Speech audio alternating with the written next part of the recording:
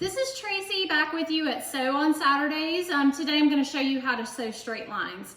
You'll only need a few things for this. You need your sewing machine, some scrap fabric, and a pair of scissors. Sewing a straight line is one of the easiest things that you can learn how to do when it comes to sewing, and you're going to need to be able to do this for most anything that you can do on a machine. You're gonna have a great time with this. Let's get started. The first thing you need to do when sewing a straight line or learning how to sew a straight line is to become familiar with the markings on your presser foot plate. This is your presser foot, and as you can see, it goes up and down. And there are markings to both the left and the right of that foot. Those markings are there for your information. It has measurements, and that helps you to line up your fabric. You can see right here, we've got 3/8 of an inch.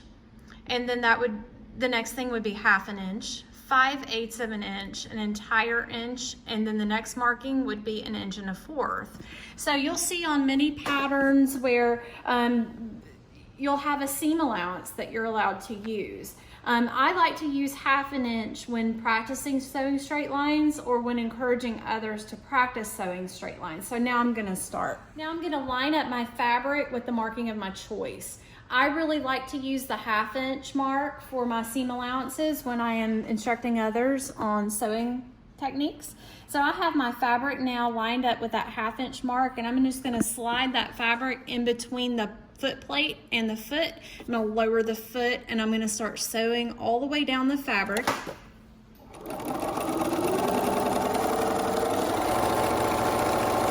Keeping that fabric lined up on that mark the whole time. And you'll notice that my hand stays on the side of the presser foot and most of the time. Okay, so we've ended the seam. You're gonna pull the presser foot up, and then I'm gonna use this thread cutter on the side of my machine to cut the thread.